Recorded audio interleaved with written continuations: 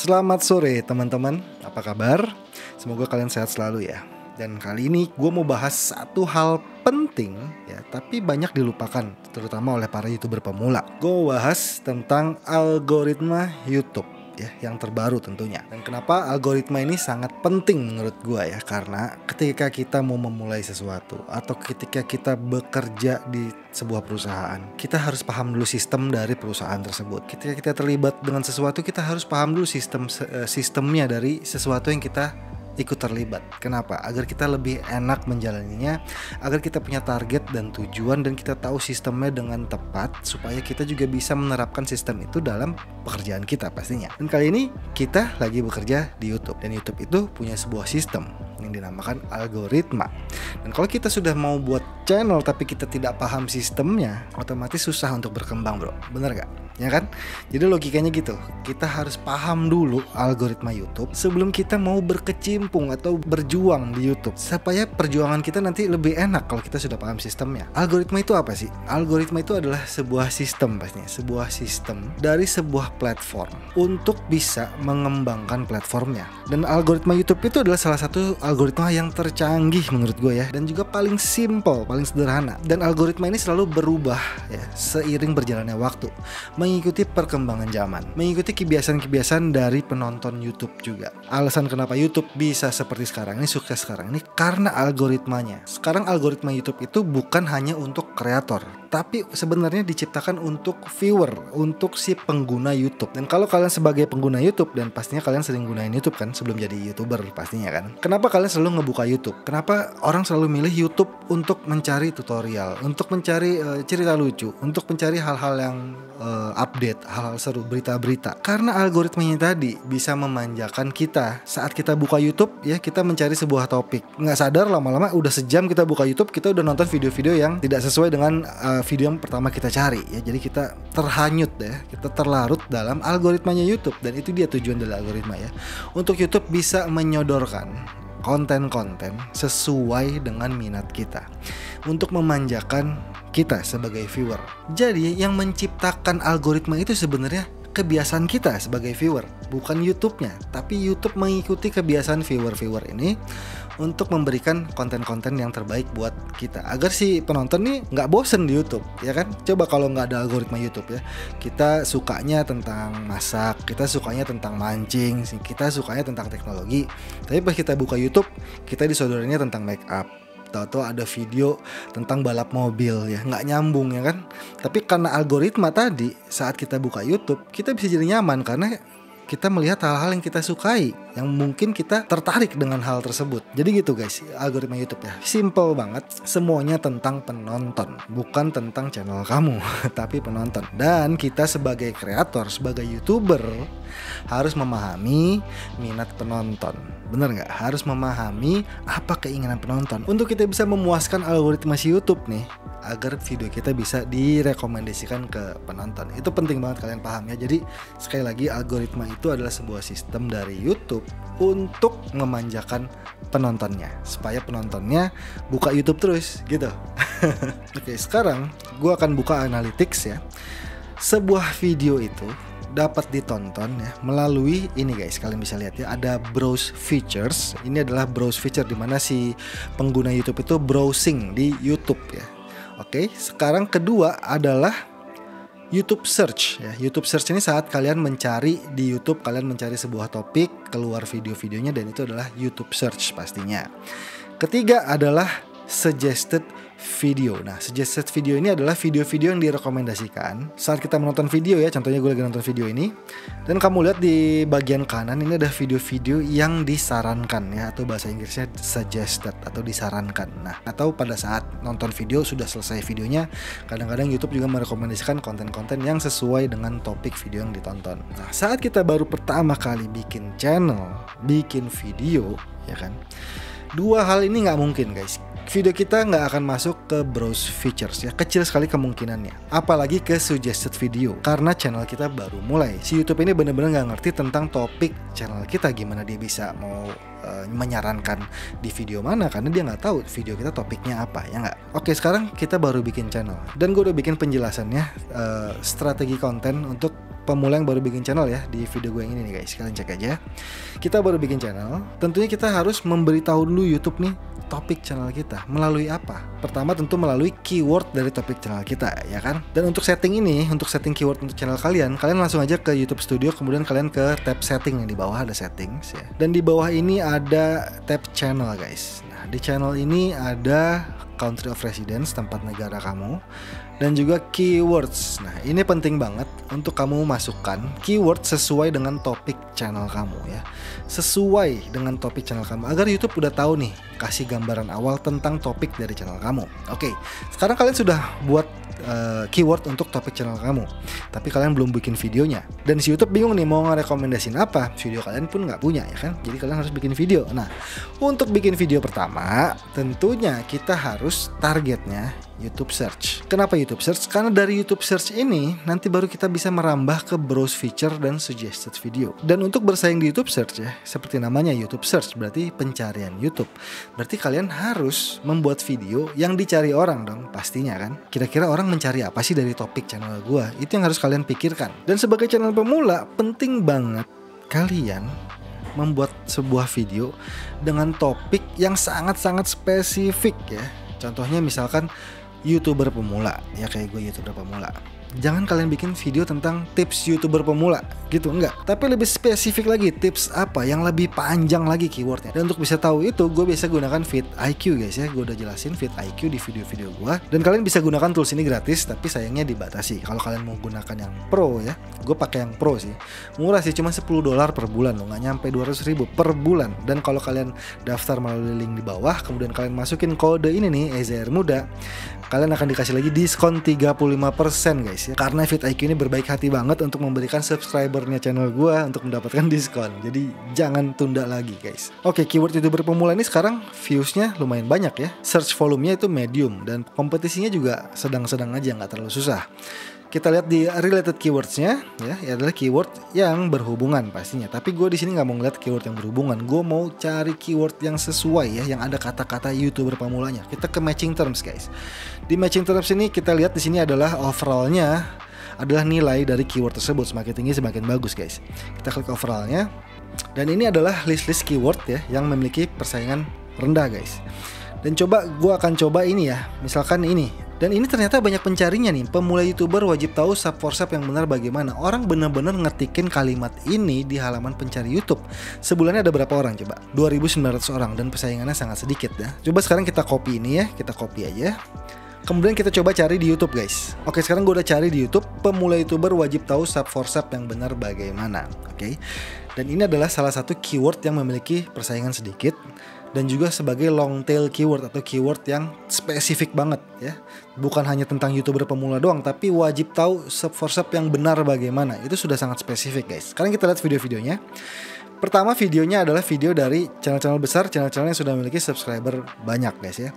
Tapi di sini tetap aja pasti kalian menemukan keyword sub for sub dan YouTuber pemula. Kalian lihat ada YouTuber pemula, ada sub for sub. Di channel berikutnya juga ada sub for sub, ada YouTuber pemula. Dan di sini ada bahaya sub for sub YouTuber pemula wajib tahu, tapi semua didominasi oleh channel besar. Oke, sekarang kita lihat ke bawah lagi sedikit lagi ya. Kita cari channel yang subscribernya di bawah 1000, dan kalian akan paham nantinya.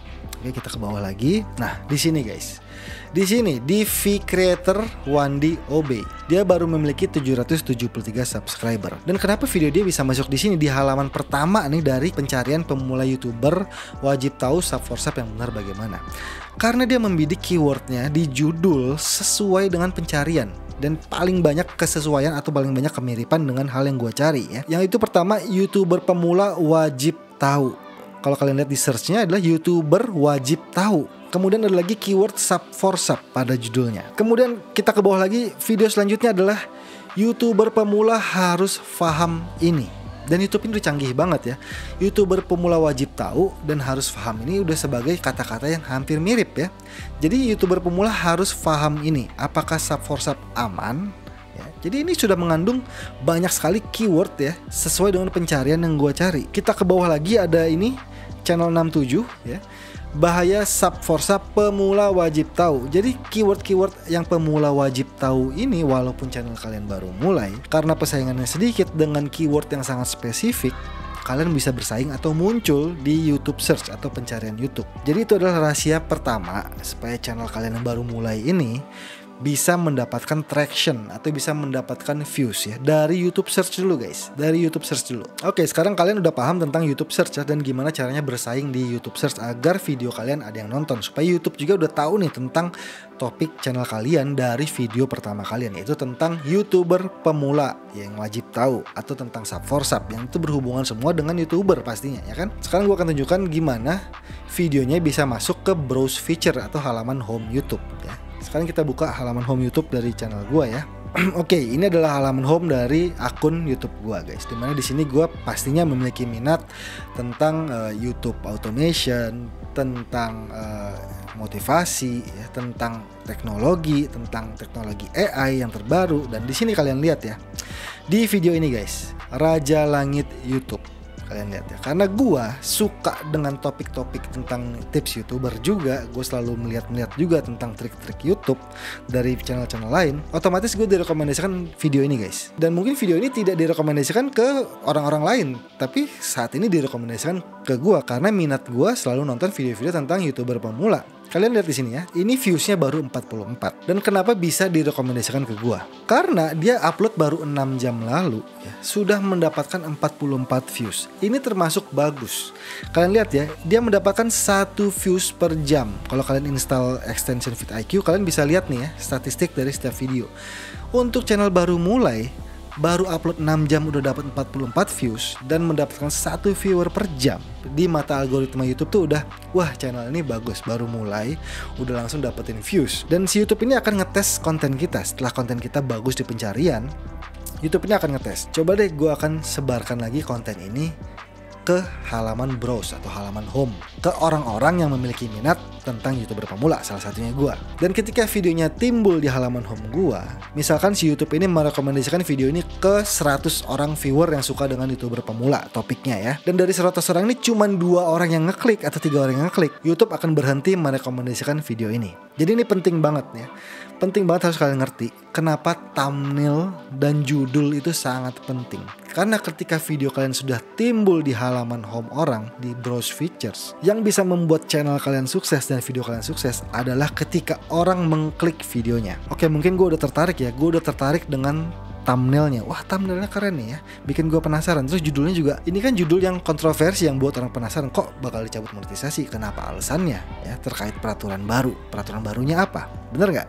Jadi dia udah berhasil membuat gue penasaran ya dengan thumbnailnya dan dengan judulnya. Akhirnya gue klik lah videonya. Dan saat gue udah ngeklik videonya, si kreator ini, si channel Raja Langit ini sudah berhasil membuat gue ngeklik videonya dan menambahkan click through rate dari videonya ya. Click through rate itu adalah rasio klik tayangan. Sudah bertambah nih, tapi nggak sampai situ aja.